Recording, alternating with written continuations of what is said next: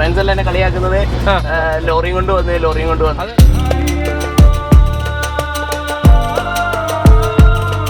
ഇതിന്റെ engine bay കണ്ടപ്പോൾ തന്നെ ആക്ച്വലി ഞങ്ങൾ ഞെട്ടി.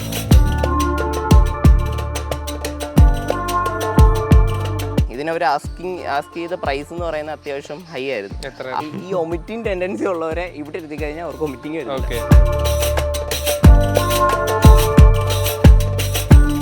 കാരണം ആരും പറഞ്ഞാൽ വിശ്വസിക്കാത്തതുകൊണ്ട് എൻ്റെ ഒരു ഫ്രണ്ട് പേഴ്സണലി ഇത്രയും മൈലേജ് ഉണ്ടെന്ന് നിങ്ങൾ എന്നിട്ട് അവിടെ പാലക്കാടൊക്കെ എത്തിയിട്ട് എടാ ഇതിന്റെ ഡീസൽ എന്താ തീരാത്തത്.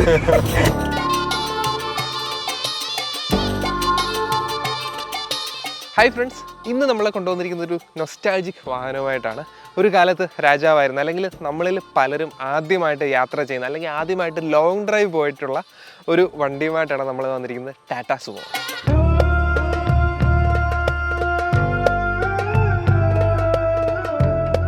ഞാൻ ആദ്യം പറയുന്നത് ശരിയല്ലേ, കാരണം ഒരു 90s കിഡ്സിൻ്റെ ഒക്കെ തുടക്കകാലത്തെ ട്രിപ്പ് പോകാൻ, നമുക്ക് യാത്ര പോകാം അല്ലെങ്കിൽ ഒരു ടൂർ പോകാമെന്ന് പറയുമ്പോഴത്തെ ആദ്യത്തെ ഒരു ചെറിയ ഫാമിലി ടൂറൊക്കെ പോകുമ്പോൾ ഈ ഒരു വണ്ടിയായിരിക്കും പലരും ചൂസ് ചെയ്തിരുന്നത്. അന്ന് അഫോർഡബിളായിട്ട് സ്വന്തമായിട്ട് വാങ്ങിക്കാൻ പറ്റിയൊരു ഫാമിലി വെഹിക്കിളും ഇതായിരുന്നു എന്ന് നമുക്ക് പറയാൻ പറ്റും.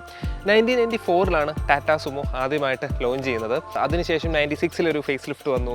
പിന്നീട് ടാറ്റ സുമോയുടെ സ്പേഷ്യോ, ടാറ്റ സുമോ വിക്ട, അങ്ങനെ പല വേരിയൻസ് വന്നു. അങ്ങനെ അവസാനം ടാറ്റ സുമോ ഗോൾഡ് എന്ന് പറഞ്ഞ മോഡൽ ഇറക്കി 2017 അത് നിർത്തി. അതാണ് ഈ കിടക്കുന്ന ടാറ്റ സുമോ ഗോൾഡ് 2017 മോഡലുമായിട്ടാണ് നമ്മൾ വന്നിരിക്കുന്നത്. ടാറ്റ സുമോയുടെ വീഡിയോ ചെയ്യാൻ വന്നപ്പോൾ ഞാൻ ടാറ്റ സുമോ ഓടിച്ചിട്ടില്ല എന്നാണ് എൻ്റെ ഓർമ്മ. അപ്പോൾ വണ്ടി ഓടിക്കാൻ എടുത്തപ്പോൾ ഞാൻ നോക്കിയപ്പോൾ ഒരു ന്യൂജൻ വണ്ടിയുടെ അതേ സുഖത്തോടെ, അതേ ലാഘവത്തോടെ നമുക്ക് ഓടിക്കാൻ, അതായത് ക്ലച്ചൊക്കെ അത്രമാത്രം സ്മൂത്ത്, സ്റ്റിയറിംഗ് ഒക്കെ അത്രമാത്രം ബെറ്റർ ആയിട്ടുള്ള സ്റ്റിയറിംഗ്, ആ ഒരു എഞ്ചിൻ്റെ നോയ്സൊക്കെ കേൾക്കാനൊരു നോർമൽ ന്യൂജൻ കാറിൻ്റെ പോലത്തെ ഒരു എഞ്ചിൻ, അങ്ങനെ സവിശേഷത ഉള്ള ഒരു പുതിയ ടാറ്റ സുമോയാണ് ഈ കിടക്കുന്നത്. എങ്കിലും ഇതിൻ്റെ യൂസർ കുറച്ച് ടാറ്റ സുമോയെ പറ്റി കുറേ നാളായിട്ട് ആഗ്രഹിച്ച് വാങ്ങിയൊരു ടാറ്റ സുമോയാണിത്. അപ്പം അദ്ദേഹത്തിൻ്റെ ഒരു എക്സ്പീരിയൻസ് ചോദിക്കുക, ഒരു ടാറ്റ സുമോ വാങ്ങിക്കാനുണ്ടായ കാരണവും ഇതിൻ്റെ മെയിൻ്റനൻസ് എങ്ങനെയാവുന്നുള്ളതും. ഒരു ക്ലാസിക് ഫീൽ നിർത്താൻ വേണ്ടി വാങ്ങിയൊരു വാഹനമാണിത്, അതോ യൂസുകളൊക്കെ നടത്താൻ വേണ്ടി വാങ്ങിയ വാഹനമാണിത് എന്നുള്ള കാര്യങ്ങളും എല്ലാം നമുക്ക് അദ്ദേഹത്തോട് ചോദിക്കാം. അദ്ദേഹത്തെ വീഡിയോയിലേക്ക് സ്വാഗതം ചെയ്യാം. സോ ഇതാണ് നമ്മുടെ ടാറ്റ സുമോയുടെ user Akshay bro. Hi bro, welcome to channel. Thank you. So എന്ത് ചെയ്യുന്നു ബ്രോ? ഞങ്ങൾക്ക് ഇത് ഒരു മഹേന്ദ്ര പമ്പ്സിന്റെ ഡിസ്ട്രിബ്യൂഷൻ ഉണ്ട്, ബിസിനസ്സാണ്. അപ്പം അതിന്റെ ആലപ്പി, കോട്ടയം നമ്മൾ ഡിസ്ട്രിബ്യൂട്ട് ചെയ്യുന്നുണ്ട്. നിലവിൽ ഞാൻ ചെയ്യുന്ന വർക്ക്. ഓക്കെ. അപ്പം ടാറ്റ സുമോ വാങ്ങി, അതായത് നമ്മുടെയൊക്കെ ആ ഏജിലുള്ളവരൊക്കെ പുതിയ കാറുകൾ, ന്യൂജൻ കാസ് അല്ലെങ്കിൽ കൂടുതലും അല്ലെങ്കിൽ എന്തൂസിയാസ് കാസ്, അങ്ങനെ ഇതിലോട്ടൊക്കെയാണ് പോകുന്നത്. പലര് ഇലക്ട്രിക് വാഹനങ്ങളിലോട്ട് പോകുന്നു. അപ്പം ബ്രോ ഒരു വെറൈറ്റി ആയിട്ട് ചിന്തിച്ച് ഒരു ടാറ്റ സുമോ സ്വന്തമാക്കി. അതിന് പിന്നിൽ എന്തെങ്കിലുമൊക്കെ കാരണം കാണും, അതല്ലാതെ കണ്ണും പൂട്ടി പോയി വാങ്ങിയതായിരിക്കില്ല. എന്തെങ്കിലും ആഗ്രഹങ്ങളോ ഒരു സ്വപ്നങ്ങളോ ഒക്കെ കാണും. അപ്പം എങ്ങനെയാണ് ടാറ്റ സുമോ സ്വന്തമാക്കണമെന്ന് ആഗ്രഹം തോന്നിയതെന്ന് വാങ്ങിയത്? ആക്ച്വലി ഒരു കുട്ടിക്കാലം തൊട്ട് നമ്മുടെ 90s കാലഘട്ടത്തിൽ ഈ ഒരു വണ്ടിക്ക് ഒരു വലിയ റോളുണ്ട്. ആ ഒരു സമയങ്ങളിൽ കല്യാണ ഓട്ടം അല്ലാതെ നമ്മുടെ റോഡിലുള്ള മിക്ക ഓട്ടങ്ങളിലും മുൻപന്തിയിൽ ടാറ്റ സുമോ കാണും. അംബാസഡറും ടാറ്റ സുമോ ആയിരിക്കും കൂടുതലും നമ്മൾ കാണുന്നത്. അപ്പൊ അങ്ങനെ കണ്ടു തുടങ്ങിയപ്പോൾ തൊട്ട് എനിക്ക് ഭയങ്കര ഒരു താല്പര്യമായിരുന്നു ഇതിന്റെ മുൻസീറ്റിലിരുന്ന് യാത്ര ചെയ്യാനും ഇത് കയറാനും ഇത് കാണാനും ഒക്കെ ഭയങ്കര ഒരു ആഗ്രഹമായിരുന്നു. അപ്പൊ അതെന്റെ വീട്ടിലെ അപ്പൂപ്പനോടും അമ്മയോടും ഒക്കെ പറയുമ്പോൾ അവരെനിക്ക് ഉത്സവത്തിനൊക്കെ പോകുമ്പോൾ അതിന്റെ ഷേപ്പുള്ള ടോയ് ഒക്കെ മേടിച്ച് തരികയും ഞാൻ അതിനകത്തൊക്കെ ഭയങ്കര അഡിക്റ്റഡാ, അതേന്നും പറഞ്ഞ് നടക്കും. അപ്പം അന്ന് തൊട്ടേ എനിക്ക് ചെറുപ്പം തൊട്ടേ ഡ്രീമാണ്. പിന്നെ ഈ തമിഴ് സിനിമയിലാണ് നമ്മൾ ഏറ്റവും കൂടുതൽ ടാറ്റ സുമോ കാണുന്നത്. അപ്പം അതിനകത്ത് ഈ വണ്ടി നശിപ്പിച്ച് കളയുന്നതൊക്കെ കാണുമ്പോൾ എനിക്ക് ഭയങ്കര വിഷമം തോന്നും. അന്ന് ഇതൊന്നും ആർക്കും മനസ്സിലാവത്തില്ല, പക്ഷെ എനിക്ക് ഭയങ്കര ഇഷ്ടമായിരുന്നു അന്നോട്ട്. അപ്പം എനിക്ക് വണ്ടിയുടെ ഒരു ക്രേസ് വന്ന് തുടങ്ങിയപ്പോൾ തൊട്ട് ഞാനിത് സെർച്ച് ചെയ്യുന്നുണ്ട്. അപ്പം എങ്ങനെയാണ് ഇതിൻ്റെ കാര്യങ്ങൾ എല്ലാവരും പറയുന്നത് കംപ്ലൈൻറ്റ്സ് ആണ്. ആരുടെ അടുത്ത് ചോദിച്ചാലും നമുക്കൊരു പോസിറ്റീവായിട്ടുള്ള ഒരു റിവ്യൂ കിട്ടുന്നില്ല. അപ്പം അങ്ങനെയൊക്കെ ഞാൻ ആകെ കൺഫ്യൂസ്ഡ് ആയിരുന്നു. അപ്പോൾ വീട്ടിലാരും ഒരു കാരണത്താലും ഇത് പോയി എടുക്കില്ല എന്നുള്ളൊരു ഉറപ്പുണ്ടായിരുന്നു. അപ്പം എൻ്റെതായ ഒരു താല്പര്യം മൂലം ഞാനായിട്ട് ഫോഴ്സ് ചെയ്തെടുക്കുവാണെങ്കിൽ മാത്രമേ അത് നടക്കത്തുള്ളൂ. അപ്പം അങ്ങനെ ഇരിക്കെ നമ്മുടെ ബിസിനസ് സ്റ്റാർട്ട് ചെയ്തു. 2000 എനിക്ക് തോന്നുന്നു കൊറോണയ്ക്ക് ശേഷം ഞങ്ങൾ സ്റ്റാർട്ട് ചെയ്ത സമയത്ത് ഞങ്ങൾക്ക് ഓൾറെഡി ഫിയസ്റ്റ ഉണ്ടായിരുന്നു. ഫിയസ്റ്റ 1.4 പെട്രോൾ ഉണ്ടായിരുന്നു. അപ്പോൾ അതിന് ഓൾറെഡി മൈലേജ് അധികം കുറവാണ്, പിന്നെ മെയിൻ്റെനൻസ് കൂടുതലും. എന്ന് വെച്ച് കഴിഞ്ഞാൽ ഓട്ടോ ആക്ച്വലി ആ വണ്ടിക്ക് കുറവായിരിക്കും. ഞങ്ങൾക്കൊരു ചെറിയ വണ്ടി ഉണ്ടായിരുന്നു, അപ്പം ഓൾട്ടോ ഉണ്ടായിരുന്നു, പിന്നെ അത് കഴിഞ്ഞ് കിഡ് ഉണ്ടായിരുന്നു. അപ്പം ഇതധികം എടുക്കുന്നില്ല. എന്ന് വെച്ചാൽ ആ ഒരു മെയിൻ കാര്യം എന്ന് പറഞ്ഞു കഴിഞ്ഞാൽ മൈലേജ് ഇല്ലാത്തതുകൊണ്ടാണ് നമ്മൾ എടുക്കാതെ. അപ്പം ലോങ് ഒക്കെ പോകുമ്പോഴൊക്കെ കംഫർട്ടും കാര്യങ്ങളൊക്കെ ഉണ്ട്. അപ്പോൾ ഈ ബിസിനസ് സ്റ്റാർട്ട് ചെയ്ത സമയത്ത് നമുക്ക് ഹെവി ലോഡൊന്നും ഇല്ല. ആക്ച്വലി ചെറിയ ലോഡൊക്കെയാണ് നമുക്ക് അത്യാവശ്യം നമ്മുടെ ഡീലേഴ്സിനൊക്കെ സപ്ലൈ ചെയ്യാനൊക്കെ ആണെങ്കിൽ നമുക്ക് ഒരു വണ്ടി നമുക്ക് വേണമെന്ന് തോന്നി. അല്ലാതെ ദോസ്തുണ്ട്, അല്ലെങ്കിൽ തന്നെ നമുക്ക് സപ്ലൈ ചെയ്യാനൊക്കെ ഇങ്ങനൊരു അത്യാവശ്യം ഒരു ലോഡ് താങ്ങാൻ പറ്റുന്ന ഒരു വണ്ടി ഉണ്ടെങ്കിൽ നന്നായെന്ന് തോന്നി.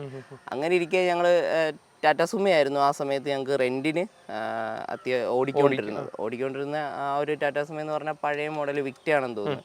അപ്പം ആ വണ്ടിയായിരുന്നു. നമുക്ക് അത്യാവശ്യം ലോഡൊക്കെ ചെറിയ ലോഡൊക്കെ ഉണ്ടെങ്കിൽ നമ്മൾ റെൻറ്റിന് വിളിക്കും, പുള്ളി അത് വന്ന് എടുത്തുകൊണ്ട് പോകും. അങ്ങനെയായിരുന്നു. അപ്പം ഫിയസ്റ്റ അപ്പോൾ ഞാൻ കരുതി റീടെസ്റ്റ് എല്ലാം കഴിഞ്ഞപ്പോഴത്തേക്ക് ഞാൻ OLX-ലിട്ട് നല്ലൊരു പാർട്ടി വന്നു, നമ്മൾ നല്ലൊരു ഡീല് കേട്ടപ്പോൾ അത് കൊടുത്തു കഴിഞ്ഞപ്പോൾ തൊട്ട് വീട്ടിൽ നമ്മുടെ കൊമേഴ്ഷ്യൽ വെഹിക്കിളായിട്ടുള്ള ദോസ്ത് അങ്ങനെയുള്ള വണ്ടി എടുക്കാനുള്ളൊരു പ്രിപ്പറേഷനിലോട്ട് പോയി. അപ്പം നമുക്ക് അതിനനുസരിച്ച് ആക്ച്വലി ആ വണ്ടിയുടെ ആവശ്യം അപ്പോൾ ഇല്ലായിരുന്നു. നമ്മൾ സ്റ്റാർട്ടിങ് സ്റ്റേജ് ആയിരുന്നു. അപ്പോൾ അത്രയും നല്ലൊരു ഹ്യൂജ് ഇൻവെസ്റ്റ്മെൻറ്റ് അതിന് വേണ്ടി വരും. അപ്പം ഞാൻ കുറച്ച് ഹോൾഡ് ചെയ്യിച്ച് വീട്ടിൽ ഞാനിങ്ങനെ ടാറ്റ സുമയുടെ കാര്യം പറഞ്ഞ്, അപ്പോൾ എൻ്റെ ഒരു പണ്ട് തൊട്ടേ ഞാൻ ഈ പറയുന്ന ഡ്രീം ആയതുകൊണ്ട് അവരത് കൺസേൺ ചെയ്തു. അപ്പം എനിക്ക് ആ ഒരു താല്പര്യം ഉണ്ടെങ്കിൽ ഓക്കെ, എൻ്റെ ഇഷ്ടം പോലെ എന്താണെന്ന് വെച്ചാൽ നടക്കട്ടെ എന്ന് പറഞ്ഞ് ഞങ്ങൾ വണ്ടികൾ സെർച്ച് ചെയ്യാൻ തുടങ്ങി. അപ്പം ആ സമയത്ത് തന്നെയാണെന്ന് തോന്നുന്നു മമ്മൂട്ടി കമ്പനി വണ്ടി സെർച്ച് ചെയ്ത് തുടങ്ങിയത്, കാരണം ആ സിനിമയ്ക്ക് വേണ്ടി. അപ്പം ഞാൻ പോയി നോക്കുന്ന വണ്ടികളെല്ലാം ഇങ്ങനെ ഒന്ന് അഡ്വാൻസ് ഒക്കെ കൊടുത്ത് ഇടുമ്പോഴത്തേക്ക് ആരെങ്കിലും വന്ന് പൊക്കിക്കൊണ്ട് പോകും. അതിൽ ഒരു വണ്ടി എനിക്ക് തോന്നുന്നു മമ്മൂട്ടി കമ്പനിക്ക് തന്നെ പോയി. ഞാൻ കൊല്ലത്തൊരു വണ്ടി പോയി 10,000 രൂപ അഡ്വാൻസ് ഒക്കെ കൊടുത്ത്, അതും ടാറ്റ സുമയുടെ 2014 മോഡൽ ഗോൾഡ് ആയിരുന്നു. ഫുൾ ഓപ്ഷൻ അല്ലായിരുന്നു, ബേസ് മോഡൽ. അത് ഉപയോഗിക്കാതിട്ടേക്കുമായിരുന്നു. കൊറോണ ആയതുകൊണ്ട് അവർക്ക് എന്തോ ബേക്കറിയോ കാര്യങ്ങളൊക്കെ ആയതുകൊണ്ട് അവരത് യൂസ് ചെയ്യാതിട്ടിരുന്ന് കുറച്ച് പ്രശ്നമായിട്ട് കിടക്കുന്ന അവസ്ഥയായിരുന്നു. അപ്പോൾ ഒരു നല്ലൊരു റേറ്റിന് അവർ തരാമെന്ന് പറഞ്ഞു. അപ്പം ഞാൻ 10,000 രൂപ അഡ്വാൻസും കൊടുത്തിട്ട് തിരിച്ചു വന്നു കഴിഞ്ഞപ്പോഴത്തെ പിന്നാണ് അറിയുന്നത് ആ വണ്ടി സെയിലായി പോയെന്ന്. കാരണം നമ്മൾ ഈ കാശ് കൊടുത്തതേ അതിൻ്റെ ഒരു ഏജൻറ്റുമായിട്ടായിരുന്നു, ഓണർ അല്ലായിരുന്നു. പക്ഷെ പുള്ളി നമ്മുടെ അടുത്ത് പറഞ്ഞത് ഓണറായിരുന്നു എന്ന് പറഞ്ഞ് നമ്മുടെ കയ്യിൽ നിന്ന് അഡ്വാൻസ് മേടിച്ചു. പിന്നെ കംപ്ലൈൻ്റ് ഒക്കെ ചെയ്ത് ആ കാശ് തിരികെ കിട്ടി. കാരണം എൻ്റെ മാമൻ്റെ ഒരു ഫ്രണ്ട് ഉണ്ടായിരുന്നു, പുള്ളി പോലീസായിട്ട് നല്ല കണക്ഷനുള്ള ആളായിരുന്നു. അപ്പം പുള്ളി വഴി നമുക്കത് റെഡിയാക്കി കിട്ടി. പിന്നാണ് ഈ വണ്ടിയുടെ കാര്യം അറിയുന്നതും. ഇതിനവർ ആസ്ക് ചെയ്ത പ്രൈസ് എന്ന് പറയുന്നത് അത്യാവശ്യം ഹൈ ആയിരുന്നു. ആ ഒരു സമയത്ത് 3,70,000 ഫസ്റ്റ് ഓണർ വണ്ടി. ജെന്യുവൻ കിലോമീറ്റർ ആണ്, 55,000 എങ്ങാണ്ടായിരുന്നു അന്ന്. അപ്പം ക്ലീൻ, അധികം കിലോമീറ്റർ ഓടിയിട്ടില്ല. എൻജിൻ്റെ ആ ഒരു ഈ ഹുഡ് പൊക്കിയാൽ അറിയാം, പുതിയ ഒരു എൻജിന്റെ ആ ഒരു പുതുമ നിലനിൽക്കുന്ന. എന്ന് വെച്ച് കഴിഞ്ഞാൽ ടാറ്റ സുമയുടെ എല്ലാം ഓയിൽ ലീക്കാണ്. അവിടുന്ന് ഇവിടുന്ന് എല്ലാം ഓയിൽ ലീക്ക് ചെയ്ത് മൊത്തത്തിൽ അഴുക്കൊക്കെ പിടിച്ചിരിക്കുന്ന. ഇതിന്റെ എൻജിൻ ബേ കണ്ടപ്പോൾ തന്നെ ആക്ച്വലി ഞങ്ങൾ ഞെട്ടി. എന്താണ് ഇത്രയും വൃത്തിയായിട്ടിരിക്കുന്നത്, ഇനി അവർ ക്ലീൻ ചെയ്തതാണോ എന്താണെന്ന് അറിയത്തില്ല. പക്ഷെ വണ്ടി ഓടിച്ച് നോക്കിയപ്പം എനിക്ക് മനസ്സിലായി പ്രോപ്പറായിട്ട് ഒരു കെയറും മെയിൻ്റെനൻസും കിട്ടാത്തതിൻ്റെ കുറവ് മാത്രമേ ഉള്ളൂ. അല്ലാതെ ആള് പക്കയാണ്. ഇതിൻ്റെ ഓണറിന് വേറെയും വണ്ടികളുള്ളതുകൊണ്ട് ഇത് സൈഡാക്കിയതാണ്. അപ്പം പുള്ളിക്ക് ആ ഒരു ക്രെറ്റ ഇന്നോവയൊക്കെ ഉള്ളതുകൊണ്ട് അതിൽ നിന്ന് വന്നപ്പോൾ എനിക്ക് തോന്നുന്നു ഇത് അത്യാവശ്യം ഔട്ട്ഡേറ്റഡ് ആയിട്ട് തോന്നി കാണും. ഇതിൻ്റെ ആ ഒരു ഫീലും ഇതും പാഷനും ഇല്ലെങ്കിൽ ഇത് കൊണ്ടു നടക്കാൻ പറ്റത്തില്ല. അപ്പം പുള്ളി ഉപയോഗിക്കാതെ ഇട്ടിരുന്നതിൻ്റെതായ കുറേ ഇഷ്യൂസ് ഉണ്ട്. എന്നിട്ടും നമ്മൾ ആ പറഞ്ഞ പ്രൈസിൽ നിന്ന് അധികം ഒന്നും അവർ കുറച്ചില്ല. പിന്നെ എനിക്ക് വണ്ടി ഫസ്റ്റ് ടൈം കണ്ടപ്പോൾ തന്നെ ഇഷ്ടപ്പെട്ടു. എനിക്ക് ഓടിച്ച് നോക്കിയപ്പോഴും ഓക്കെ ആയി. പിന്നെ ഒന്നും നോക്കിയില്ല, എങ്ങനെയൊക്കെയോ ഫണ്ട് അറേഞ്ച് ചെയ്തു അങ്ങ് എടുത്തു. ആ സമയത്ത് അപ്പോൾ അത്രയും നോക്കിയില്ല. ഇപ്പം എത്ര 3.5 ലക്ഷത്തിന് മുകളിൽ കൊടുത്ത് വണ്ടി വാങ്ങുമ്പോൾ വേറെ കിട്ടാവുന്ന ചാൻസ് ഉള്ള കുറേ വണ്ടികളുണ്ടല്ലോ. ഒന്നും ചിന്തിച്ചില്ല അതിനെപ്പറ്റി. അല്ല, നമ്മളിപ്പം ഒപ്പീനിയൻ പോലും ഞാൻ ചോദിക്കാൻ നിന്നില്ല. ഒപ്പീനിയൻ ചോദിച്ചാൽ എല്ലാവരും നിനക്ക് പ്രാന്താ ആ ലോറിയൊക്കെ പോയി എടുക്കാൻ. ലോറിയുടെ എഞ്ചിനാ, ഇതിനകത്ത് 407 എഞ്ചിൻ ആണെന്നൊക്കെ പറഞ്ഞ് അതൊക്കെ ഭയങ്കര പണിയൊക്കെ ആയിരിക്കും. ആക്ച്വലി 407 എഞ്ചിൻ വെച്ചിട്ടാണ് ടാറ്റ തന്നെ പിടിച്ച് കയറിയത്. ഭയങ്കര റിലയബിൾ ആയിരുന്നു ആ വണ്ടി. 407 ആ സമയത്ത് കത്തി കയറുമായിരുന്നു, ഒറ്റയടിക്ക് ക്ലിക്ക് ആവുമായിരുന്നു. മെയിൻ്റെനൻസും കുറവായിരുന്നു, നമുക്ക് അത്യാവശ്യം ലോ ആൻഡ് ടോർക്ക് കൂടുതലായിരുന്നു. 65 bhp ഒക്കെ എഞ്ചിനെക്കാട്ടിലും നല്ല രീതിയിലുള്ള അന്നത്തെ ഒരു മെയിൻ ഹൈലൈറ്റ് വണ്ടി തന്നെ ആയിരുന്നു അത്.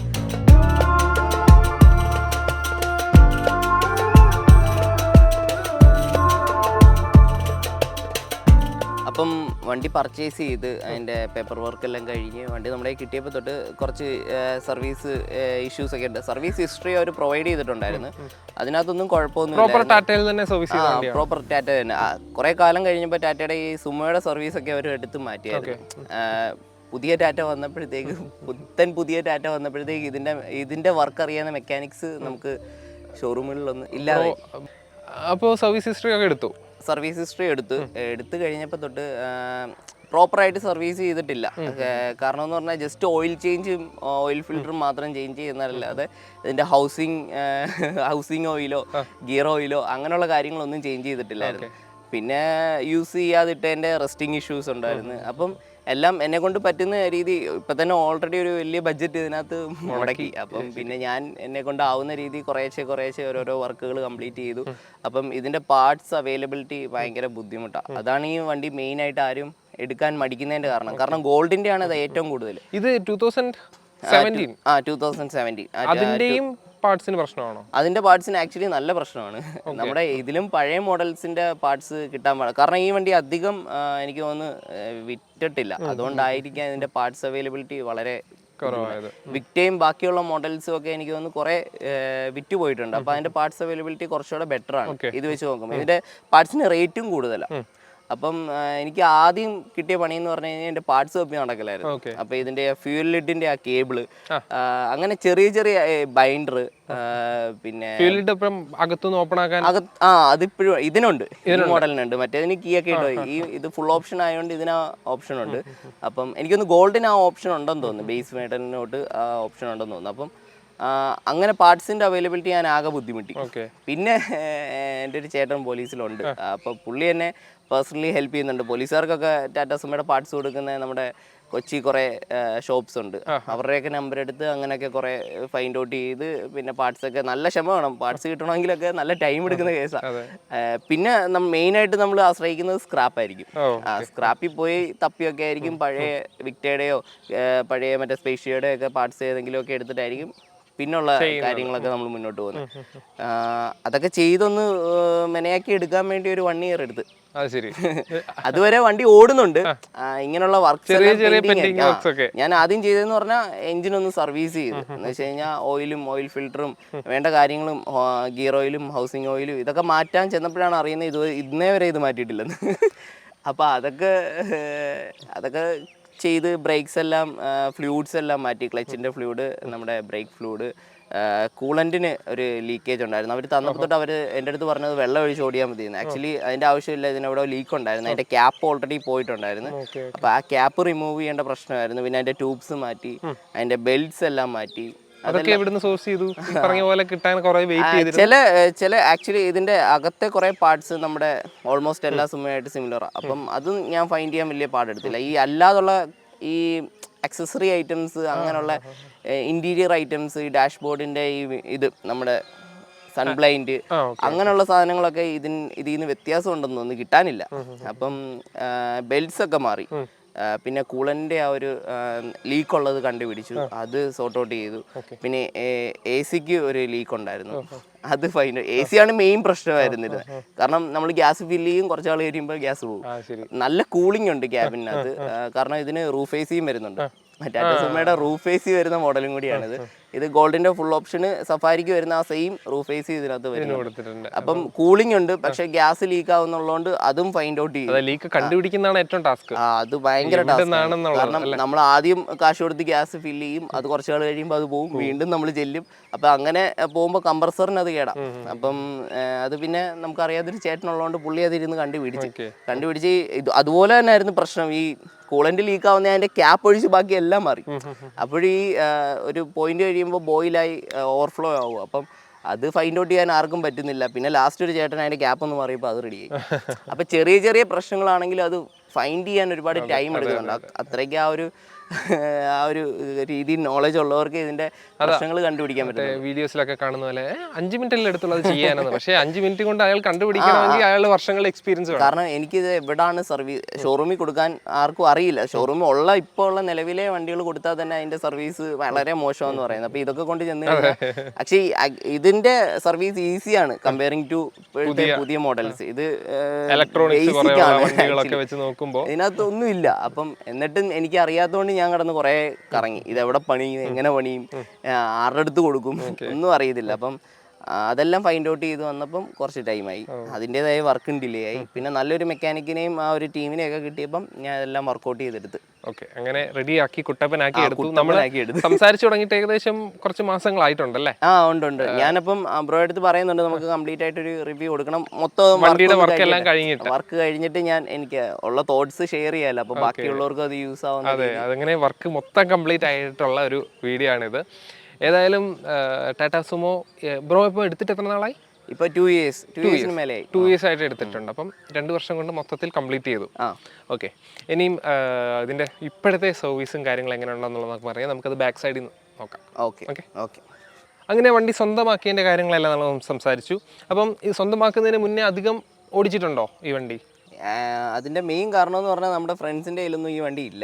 അപ്പൊ ഇത് ഓടിക്കാനായിട്ട് കിട്ടുന്നതേ വലിയ ബുദ്ധിമുട്ടായി വന്നു. അപ്പൊ വാങ്ങിയതിന് ശേഷമാണ് ഒന്ന് മര്യാദയ്ക്ക് ഓടിക്കുന്നത്. ശേഷമാണ് ആക്ച്വലി നമുക്ക് ഓടിക്കാൻ ഒരു അവസരം തന്നെ കിട്ടും. സോ അപ്പം എക്സ്പെക്ടേഷൻ വേഴ്സസ് റിയാലിറ്റി. കുറെ വർഷങ്ങളായിട്ടുള്ള ആഗ്രഹം സ്വന്തമാക്കി. പക്ഷെ അത് റിയാലിറ്റിയിലോട്ട് വന്നപ്പം എന്തൊക്കെ അഡ്വാൻറ്റേജസ് ഫീൽ ചെയ്തു സുമോയില്? ഒന്നാമത്തെ കാര്യം എനിക്കിത് ഓടിക്കാൻ അറിയത്തില്ലായിരുന്നു എങ്ങനെയായിരുന്നു. കാരണം പെട്രോൾ കാറിൽ നിന്ന് വന്നുകൊണ്ട് എനിക്ക് ഓടിക്കാൻ എങ്ങനെയാണ് ഇതിന്റെ ആക്ച്വലി ഇതിന്റെ ഗിയറൊക്കെ ഷിഫ്റ്റ് ചെയ്യേണ്ട ആ ഒരു റേഷ്യോ, ഗിയറൊക്കെ നല്ല രസമാണ് കേട്ടോ. നല്ല പ്ലേ ഒക്കെ ഉണ്ട്. അപ്പൊ ഇത്രയും പ്ലേ ഉള്ളൊരു ഗിയർ ബോക്സേ ഞാൻ ഇതുവരെ യൂസ് ചെയ്തിട്ടില്ല. അപ്പം അതൊക്കെ എനിക്കൊരു അത്ഭുതമായി മാറി. എന്താണിത്? അപ്പൊ പിന്നെ എല്ലാവരും പറയുന്നത് ലോറിയുടെ എഞ്ചിനാണ്, ലോറിയുടെ എഞ്ചിനാണ്, അതുകൊണ്ടൊക്കെയാണ് ഇങ്ങനെ പ്ലേ ഒക്കെ വരുന്നത് എന്നൊക്കെ. കുറേയൊക്കെ ഞാൻ ഓടിച്ചു നോക്കിയപ്പോഴാണ് എനിക്ക് ആ ഗിയറിന്റെ കറക്റ്റ് ആ ഒരു ഇടാനൊക്കെ ഞാൻ പഠിച്ചത് തന്നെ. അപ്പം അത് കഴിഞ്ഞപ്പം എനിക്ക് അതിൻ്റെ ആ ഒരു കറക്റ്റ് RPM അത് ഷിഫ്റ്റ് ചെയ്യേണ്ടത് എനിക്ക് മനസ്സിലായി. കാരണം ഇത് ലോ എൻഡിൽ ഓടിക്കേണ്ട ഒരു രീതിയിലല്ല അത് ട്യൂൺ ചെയ്തേക്കുന്നത്. ഇത് ഹൈ RPM തന്നെ കീപ്പ് ചെയ്ത് ഓടിക്കുമ്പോഴാണ് നോക്കിംഗ് ഇല്ലാതെ ഈ വണ്ടി പോകുന്നത്. നമുക്ക് എല്ലാ വണ്ടിയും 5th ഗിയർ നമുക്ക് ഷോർട്ട് റേഷ്യോയിൽ ഇട്ട് പോകാൻ പറ്റും. ഇതങ്ങനെ പറ്റില്ല. നമുക്ക് 5th ഗിയർ അത്രയും ഒരു സ്ട്രെച്ച് ഉണ്ടെങ്കിൽ മാത്രമേ നമുക്ക്, അതെന്ന് വെച്ച് കഴിഞ്ഞാൽ ഹൈവേ ടൂറിങ്ങിന് മാത്രമേ ആ 5th നമുക്ക് ഇടാൻ പറ്റത്തുള്ളൂ. അല്ലെങ്കിൽ നമുക്ക് 4th വരെ ഇടേണ്ട ആവശ്യമില്ല. Second third. കാരണം ടോർക്ക് ഉണ്ട് എങ്കിലും നമുക്കത് ലോ എൻഡ് ഫീൽ ചെയ്യില്ല. അപ്പൊ ഹൈ RPMലാണ് വണ്ടി കുറച്ചുകൂടെ എന്താ ഒരു പെർഫോമൻസും വണ്ടി മൊത്തത്തിലൊന്ന്, അല്ലെങ്കിൽ ഇങ്ങനെ കുതിക്കാനായിട്ട് നിൽക്കുന്ന പോലെ. ആരെങ്കിലും വണ്ടി ഇതിന്റെ ഫ്രണ്ടിൽ കയറി അതിനെ ഓവർടേക്ക് ചെയ്യണമെന്നുള്ളൊരു ടെൻഡൻസിയല്ല ഇതിങ്ങനെ പൊക്കോണ്ടിരിക്കുന്നത്. അപ്പം പിന്നെ ഞാൻ അടയ്ക്കുക എന്നൊക്കെ പറയത്തില്ലേ, എന്ന് വെച്ച് കഴിഞ്ഞാൽ അടക്കി മനസ്സിലാക്കി ഒന്ന് ഓക്കെ ആക്കി കാരണം എനിക്ക് അറിയില്ലായിരുന്നു. ഞാൻ പിന്നെ അത് അതിന്റെ കാര്യങ്ങൾ ഇതിന്റെ ഓണേഴ്സിനോടൊക്കെ കുറെ ചോദിച്ചു. ടാറ്റാ സുമോയുടെ ഒരു ഗ്രൂപ്പ് ഉണ്ടല്ലോ, അപ്പം അത് അവരെ അതിനകത്ത് അജിത്തേട്ടനാണെന്ന് തോന്നുന്നു അതിന്റെ ഫൗണ്ടർ. അപ്പം പുള്ളി ട്രിവാൻഡ്രത്തുള്ള, അപ്പൊ പുള്ളിയൊക്കെ എനിക്ക് കുറെ കാര്യങ്ങളൊക്കെ ഡീറ്റെയിൽഡ് ആയിട്ട് പറഞ്ഞു തന്നു. പിന്നെ ആ ഗ്രൂപ്പ് വഴി എനിക്ക് പാർട്സ് ഒക്കെ സോർട്ട് ഔട്ട് ചെയ്യാൻ ആ ഗ്രൂപ്പിലുള്ളവരും കുറെ എന്നെ ഹെൽപ്പ് ചെയ്തായിരുന്നു. എന്ന് വെച്ച് കഴിഞ്ഞാൽ ഗോൾഡ് മാത്രമല്ല എല്ലാ മോഡൽസും ഉണ്ട്, പഴയ മോഡലും തൊട്ടുണ്ട്. അപ്പം അതിനകത്ത് കുറേ മെമ്പേഴ്സ് ഉണ്ട്. നമുക്ക് എവിടെയെങ്കിലും ഒക്കെ എന്തെങ്കിലും ഹെൽപ്പ് ഉണ്ടെങ്കിൽ അവർ ഹെൽപ്പ് ചെയ്യും. നമുക്ക് പാർട്സ് എവിടെയെങ്കിലും ഉണ്ടെങ്കിൽ അവർ അറേഞ്ച് ചെയ്ത് തരും. അപ്പോൾ അത് നല്ലൊരു ഹെൽപ്ഫുൾ ആയിരുന്നു. അപ്പോൾ അതിനകത്തുള്ള ഓണേഴ്സിനോട് സംസാരിച്ചപ്പോൾ എനിക്ക് ഇത് മനസ്സിലായി എങ്ങനെയാണ് ഇതിൻ്റെ കാര്യങ്ങളെന്ന് മനസ്സിലായതിനു ശേഷം പിന്നെ കുഴപ്പമില്ല. ഹൈവേയിൽ ഓടിക്കാൻ ഒരു 5th ഗിയർ ഒക്കെ ഇട്ട് ഇങ്ങനെ കുലുങ്ങി പോകാൻ അതൊരു വേറൊരു ഫീൽ തന്നെയാണ്. അത്യാവശ്യം പവർഫുൾ ആണ്. ഈ ലോ എൻഡ് ടോർക്കിൻ്റെ ഒരു ഇഷ്യൂ അല്ലാതെ നമുക്ക് ഹൈ സ്പീഡ് ഇത് നമുക്ക് ക്രൂസ് ചെയ്യാൻ കുഴപ്പമില്ല. ഒരു 120 നമുക്ക് ക്രൂസ് ചെയ്യാം. വണ്ടി ഓക്കെയാണ്, നമ്മുടെ പിടിച്ചു നിൽക്കും. കാരണം ടാറ്റാ സുമോ അങ്ങനെ പോകുന്ന കാര്യമൊക്കെ പറയുമ്പോൾ ആളുകൾക്ക് നെറ്റലായിരിക്കും. ഇത് എനിക്ക് തോന്നുന്നു നമ്മുടെ ഈ മിനിസ്റ്ററിന്റെ വണ്ടിക്കൊക്കെ എസ്കോർട്ട് പോകുന്നത് ടാറ്റാ സുമോ ഗോൾഡ് ഉണ്ട്. അപ്പോൾ ആ ഒരു സ്പീഡ് കീപ്പ് ചെയ്ത് തന്നെ അത് പോകുന്നുണ്ട്. അപ്പം അത്യാവശ്യം കേപ്പബിൾ ആണ് ഹൈ സ്പീഡ് ചെയ്ത് ക്രൂസ് ചെയ്യാൻ. അത് ഞാൻ ടാറ്റാ സുമോയിൽ എക്സ്പെക്ട് ചെയ്യാത്തൊരു കാര്യമാണ്. കാരണം എപ്പോഴും സ്ലോ സ്പീഡ് ഇങ്ങനെ എവിടെയെങ്കിലും ഒതുങ്ങി പോകുന്ന ഒരു ടൈപ്പ് ആയിരുന്നു. പക്ഷെ ഗോൾഡ് ആ ഒരു ടൈപ്പ് അല്ല, അത്യാവശ്യം ഹൈ സ്പീഡിൽ ഇത് ക്രൂസ് ചെയ്യും. അതിനൊരു കുഴപ്പമില്ല. നമ്മൾ ഓടിച്ചും കാണിക്കുന്നുണ്ട്. അപ്പം അതിന് മുന്നിലുള്ള കാര്യങ്ങളാണ് നമ്മൾ ചോദിച്ചത്. അപ്പോൾ ഈ ഓടിക്കുന്നവരുടെ മാത്രം ഇഷ്ടം നോക്കിയാൽ പോരല്ലോ, കൂടെ യാത്ര ചെയ്യുന്നവരും. കാരണം ഒരു SUV എന്ന് പറയുമ്പോഴേ ഇപ്പോഴത്തെ SUVs എല്ലാം ബോഡി റോളിംഗ് ആണ്, അതിൻ്റെ കൂടെ ഉള്ളതാണ്, അതിൻ്റെ ഒരു ക്യാരക്ടറാണ്. അപ്പം ഇതും ആ ഒരു SUV ടൈപ്പ് വണ്ടി ആയതുകൊണ്ട് അതിന്റെ ക്യാരക്ടറിൽ ബോഡി റോൾ ഉണ്ടാവും. എങ്കിലും കമ്പാരിറ്റീവ്ലി എങ്ങനെ തോന്നുന്നു കൂടെ യാത്ര മീൻസ് ബാക്കിലൊക്കെ ഇരിക്കുന്നവർക്കും തേർഡ് റോയിൽ ഇരിക്കുന്നവർക്കും എന്തുമാത്രം കംഫർട്ട്? തേർഡ് റോ ഇരുന്ന ആൾക്കാർ പോകാറുണ്ടോ? ഫുൾ ലോഡിൽ പോകാറുണ്ട്. ഓക്കെ, അപ്പോൾ അതിന്റെ ഒരു എക്സ്പീരിയൻസ് ഈ നമുക്ക് ഈ ചില വണ്ടി കയറുമ്പോൾ ചിലർക്ക് ഈ ഒമിറ്റിംഗ് ടെൻഡൻസി ഉണ്ട്. ഈ നോവയിലാണെങ്കിലും ഏത് കയറുമ്പോൾ ഒരു ഒമിറ്റിംഗ് ടെൻഡൻസി ഉണ്ട്. അപ്പം ഇതിന്റെ ബാക്ക് റോയിലെ ഏറ്റവും ലാസ്റ്റ് റോയിലെ ആ സീറ്റ് എന്ന് പറഞ്ഞു കഴിഞ്ഞാൽ സൈഡ് ബൈ സീറ്റ്സ് ആണ്. ഈ ഒമിറ്റിംഗ് ടെൻഡൻസി ഉള്ളവരെ ഇവിടെ ഇരുത്തി കഴിഞ്ഞാൽ അവർക്ക് വൊമിറ്റിംഗ് വരില്ല. അത് ഞാൻ ഫൈൻഡ് ഔട്ട് ചെയ്തൊരു കാര്യമാണ്. വൊമിറ്റിംഗ് വരില്ല എന്ന് വെച്ച് കഴിഞ്ഞാൽ അവർക്ക് ഇപ്പോൾ ഈ മിഡ് സീറ്റിലോ ഫ്രണ്ട് സീറ്റിലോ ഒക്കെ ഇരിക്കുമ്പോൾ വരുന്ന വൊമിറ്റിംഗ് ടെൻഡൻസി ബാക്കിൽ ഇരിക്കുമ്പോൾ വരത്തില്ല. അത് ഓൾറെഡി എനിക്കൊരു എക്സ്പീരിയൻസ് ഉണ്ടായി. പിന്നെ ഒരുപാട് പേര് എൻ്റെ അടുത്ത് ഷെയർ ചെയ്തു. അതാണ് ഈ സീറ്റിന്റെ ഒരു മെയിൻ ഗുണം. അപ്പം പിന്നുള്ള കാര്യം എന്ന് പറഞ്ഞു കഴിഞ്ഞാൽ ഫാമിലി ആയിട്ടൊക്കെ പോകുമ്പം എല്ലാവരും ഓൾമോസ്റ്റ് കംഫോർട്ടാണ്, സേഫ്റ്റി ഉണ്ട്. അവരെന്തോ ഒരു നല്ലൊരു ഇരുമ്പ് കൂടിനകത്ത് ഇരിക്കുന്നതിൻ്റെ ഒരു സേഫ്റ്റി ഉണ്ട്. അപ്പം നമ്മളിപ്പോൾ ഓവർടേക്സ് ചെയ്യുമ്പോഴാണെങ്കിലും അല്ലെങ്കിലും നമുക്ക് റോഡിൽ പോകുമ്പോൾ ഒരു തലയെടുപ്പുണ്ട്. അതിൻ്റെതായ ഒരു സേഫ്റ്റി ഫീലും നമുക്ക് അതേ തന്നെ ആ ഒരു ഫീല്. കാരണം നമുക്ക് സൈഡ് തരുന്നുണ്ട്, പിന്നെ ഇത് വരുന്ന കാണുമ്പോൾ തന്നെ കുറേ പേരൊക്കെ നമുക്ക് ഒതുക്കി തരുന്നുണ്ട്. അപ്പം അതൊരു സേഫ്റ്റി ഫീലുണ്ട്. പിന്നെ നമുക്ക് ആ വിൻഷീൽഡിന്റെ ആ ഒരു വിസിബിലിറ്റി അത് നമുക്ക് മാക്സിമം യൂട്ടിലൈസ് ചെയ്യാൻ പറ്റുന്നുണ്ട്. അപ്പം യാത്രക്കാർക്ക് ഓൾമോസ്റ്റ് നല്ല കംഫോർട്ട് ഉണ്ട്. അവർക്ക് ഇത് യാത്ര ചെയ്യാൻ ഇഷ്ടവുമാണ്. മുമ്പേ പറഞ്ഞ എസിക്കും പ്രശ്നമില്ല, നല്ല AC ഉണ്ടല്ലേ. ഈ റൂഫ് AC ഒക്കെ ഉള്ളതുകൊണ്ട് ക്യാബിൻ പെട്ടെന്ന് കൂളാവും. ക്യാബിൻ പെട്ടെന്ന് കൂളായി കഴിഞ്ഞാൽ നമുക്ക് ഒരു ഒന്നിൽ തന്നെ ഇട്ടാൽ മതി എന്ന് തോന്നുന്നു. ആക്ച്വലി അതിൽ തന്നെ ക്യാബിൻ നല്ല കൂളാവും. എത്ര ചൂടുണ്ടെന്ന് പറഞ്ഞാലും ക്യാബിൻ പെട്ടെന്ന് കൂളാവും. ഓക്കെ, അപ്പം യാത്ര ചെയ്യുന്നവർക്കും കുഴപ്പമില്ല. പിന്നെ അലോയൊക്കെ സംഘടിപ്പിക്കാൻ കുറച്ച് പാടുപെട്ടോ? അതോ എന്നോട് പറഞ്ഞു, ഞാൻ അലോയുടെ വീൽ സൈസിന്റെ കാര്യം ചോദിച്ചപ്പോൾ പറഞ്ഞു സ്റ്റോക്ക് വീൽസ് തന്നെയാണെന്ന്. സ്റ്റോക്ക് വീൽ ആണെന്ന് എടുത്തു പറഞ്ഞാലേ മനസ്സിലാവുള്ളൂ. എന്ന് വെച്ച് കഴിഞ്ഞാൽ 15 ഇഞ്ചാണ്. ഞാൻ ഇഞ്ചൊന്നും കൂട്ടിയിട്ടില്ല, ടയർ സൈസും കൂട്ടിയിട്ടില്ല. ഇതിന് വരുന്ന 215, 75, 15 ആ സെയിം ടയർ തന്നെയാണ് ഞാൻ അലോയ് ഇട്ടേക്കുന്നത്. കാരണം ഇനിയിപ്പോൾ 235 ആക്കണമെന്ന് എല്ലാവരും പറയുന്നുണ്ട്. ആക്ച്വലി ഒത്തിരി വെളിയിലോട്ട് കിടക്കും. ആണോ? അതൊരുപാട് വെളിയിലോട്ട് കിടക്കും. ഇപ്പൊ തന്നെ ഈ ബൊലേറോയുടെയും ടാറ്റസുമോയുടെയും ഒരു മെയിൻ ഇഷ്യൂ ആണ് ആക്സിൽ ഇച്ചിരി നീട്ട കൂടുതലുള്ളതുകൊണ്ട് നമ്മൾ അലോയ് ഇട്ട് കഴിഞ്ഞാൽ വെളിയിൽ തന്നെ കിടക്കും. അപ്പം ഇനി അത് വീലാർച്ച് ഒക്കെ കൊടുത്തിട്ട് വേണം അതൊന്ന് ലെവലാക്കാൻ. ചോദിക്കാറുണ്ടോ ആളുകൾ സ്പേസ് ഇട്ടിട്ടുണ്ടോന്നൊക്കെ ചോദിക്കാറുണ്ടോ? എല്ലാരും ചോദിക്കുന്നുണ്ട്. നമ്മളിത് ഇങ്ങനെ പർപ്പസ്ലി ചെയ്തതാണെന്ന് എല്ലാരും വിചാരിച്ചിരിക്കുന്നത്. പക്ഷേ ടാറ്റസുമോയ്ക്ക് അലോയ് ഇട്ട് കഴിഞ്ഞാൽ അത് വെളിയിൽ തന്നെ കിടക്കും. അതാണ് അതിന്റെ ഒരു ഇത്. കാണാനൊക്കെ ഭംഗിയായിരിക്കും, പക്ഷേ ചെളി അടിക്കുകയും അങ്ങനെ ഇഷ്യൂസും കാരണം നമ്മളെപ്പോഴും ക്ലീൻ ചെയ്ത് കൊണ്ട് നടക്കേണ്ടി വരും. അപ്പൊ അലോയ് ഇട്ട് കഴിഞ്ഞപ്പോൾ ഉള്ള മൊത്തത്തിലുള്ള അപ്പിയറൻസ് കാരണം റോഡിൽ ഇങ്ങനെ അധികം വണ്ടികൾ കാണാത്തതുകൊണ്ട് ആളുകൾക്ക് ഒരു കൗതുകം ഉണ്ട്. ഓക്കെ, ഏതായാലും നമുക്കൊന്ന് കയറി ഒന്ന് ഓടിച്ചൊക്കെ ഒന്ന് എക്സ്പീരിയൻസ് ബാക്കി പറയാല്ലേ. സോ നമ്മളെ ഉള്ളിൽ കയറി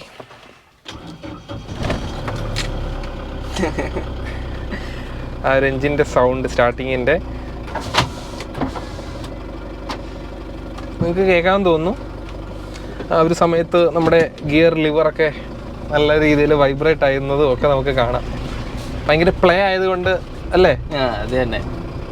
ഇതിന് 4 ഡോർ പവർ വിൻഡോ ഒക്കെ ഉണ്ട് കേട്ടോ. ഞാൻ വിചാരിച്ചില്ല, എക്സ്പെക്ട് ചെയ്യാത്തൊരു കാര്യമായിരുന്നു. അതെ.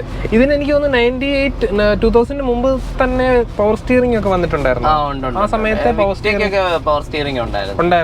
പഴയ മോഡൽസിന് കുറച്ച് മോഡൽസിനെ ഉള്ളെന്ന് തോന്നുന്നു എനിക്ക് പവർ വിൻഡോ ഇല്ലാത്ത. അല്ല, ഇത് പവർ സ്റ്റിയറിംഗ് ഇല്ലാത്തത്. ഓക്കെ, നല്ല പവർ സ്റ്റിയറിംഗ് ഒക്കെ ഒരു പരിധി കഴിഞ്ഞപ്പോൾ അവർ കൊണ്ടുവന്നിട്ടുണ്ട്. ഓക്കെ, ഇതിന് ABS വന്നിട്ടുണ്ടായിരുന്നു? ABS വന്നിട്ടില്ല. 2018 മോഡലായിട്ട് ABS ഇല്ലായിരുന്നു. ABS വന്നിട്ടില്ല. ABS ഇല്ല, എയർ ബാഗ് ഇല്ല, മറ്റേ റിയൽ മാൻ ഡൈലൈറ്റ് അങ്ങനെ എന്തോ ഒരു ഇതുണ്ട്. ഓക്കെ, വണ്ടിയുടെ ക്ലച്ച് ഒക്കെ ഭയങ്കര ലൈറ്റ്. എൻ്റെ ഡസ്റ്റർ ഇതിനെക്കാട്ടി ടൈറ്റ് ആണ്. അതാണ് ഏറ്റവും ഞാൻ ഓടിച്ചിട്ടുള്ളതിൽ ഏറ്റവും ടൈറ്റ് ആയിട്ടുള്ള ക്ലച്ച് ഉള്ളത്. ഇത് പക്ഷെ ഭയങ്കര ലൈറ്റ്. നമുക്ക് ലോ ആൻഡ് ടോർക്ക് കുറവാണ്. ഹൈ RPM കീപ്പ് ചെയ്താലേ നമുക്ക് പവർ ഉള്ളൂ. സോ ഒരു സെക്കൻഡ് ഗിയറിൽ ഒരു 40 ഒക്കെ കഴിഞ്ഞതിന് ശേഷമേ അടുത്ത ഗിയർ ഇടാൻ പാടുള്ളൂ. അത് തന്നെ. ആ ഒരു ഓക്കെ കഴിയുമ്പോഴത്തേക്ക് വണ്ടിക്ക് പവർ കിട്ടി. ആ ടർബോ ഓൺ ആവണം. ഓക്കെ, നമ്മളൊരു ഫസ്റ്റ് ഇംപ്രഷൻ ഒന്ന് കാണിച്ചതാണ്. ഞാൻ ആദ്യമായിട്ട് സുമോ ഓടിക്കുന്നതിൻ്റെ. ഒന്നല്ല, സ്റ്റിയറിംഗ് ഭയങ്കര ലൈറ്റ് ആണല്ലേ.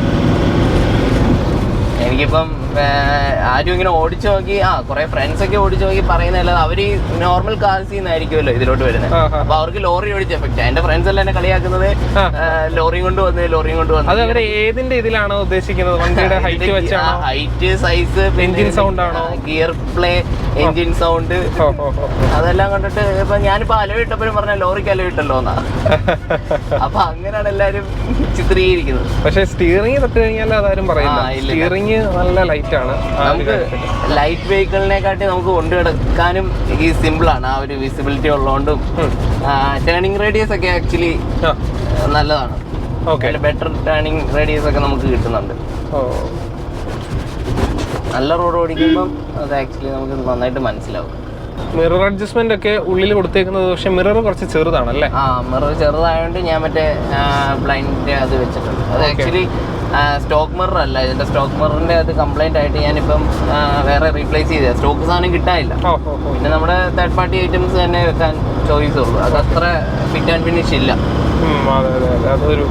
തേർഡ് ഗിയറിൽ നമുക്കൊരു പഞ്ച് കിട്ടും. തേർഡ് ഗിയറിൽ കിട്ടുന്നുണ്ട്. അത് ഞാൻ തേർഡ് ഗിയറിൽ തന്നെ ഇട്ടേക്കുന്നത് കുറച്ചായിട്ട്.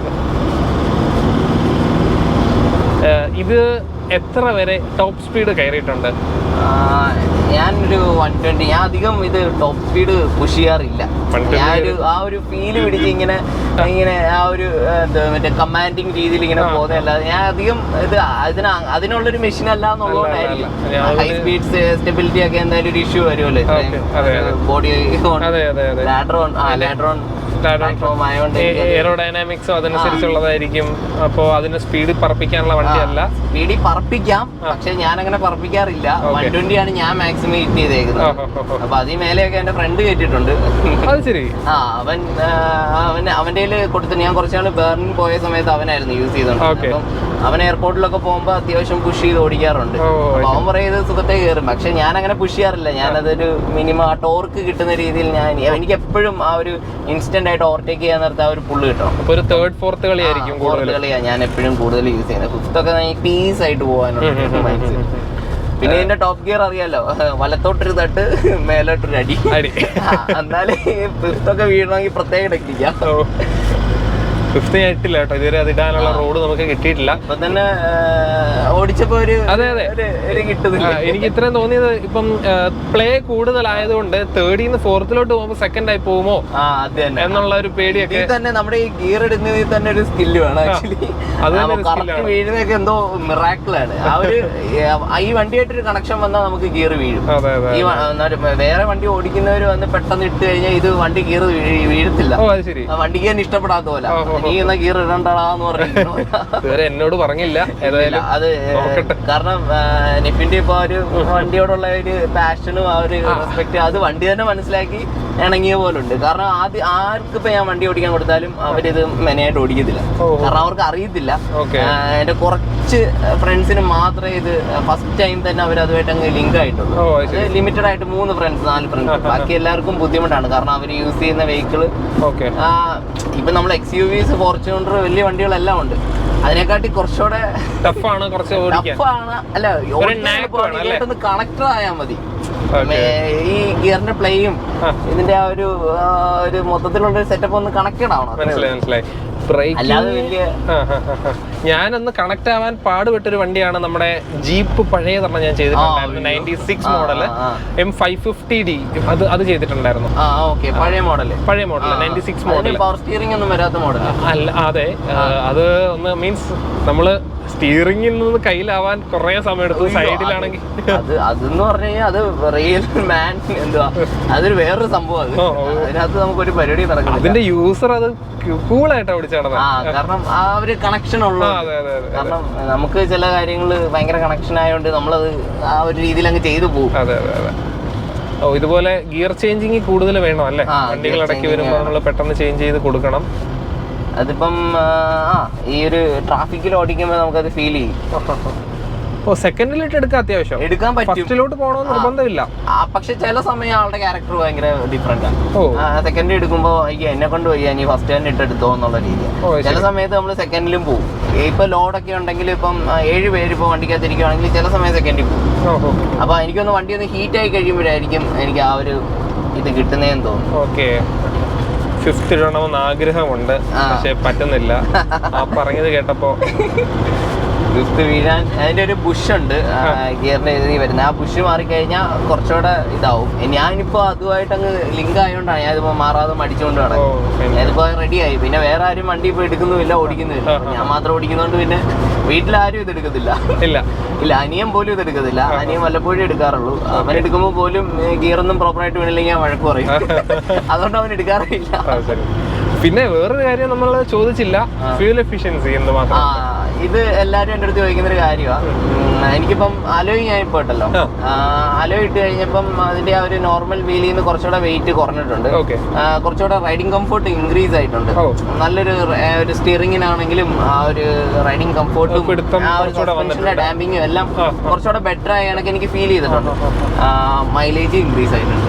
മൈലേജ് ഇൻക്രീസ് ആയോ? അതെ അതെ. എനിക്ക് ഇപ്പം ഫുൾ ലോഡായിട്ട് ഈ വണ്ടി പോകണമെങ്കിൽ തന്നെ എനിക്കൊരു 14-15 ഒക്കെ കിട്ടാറുണ്ട്.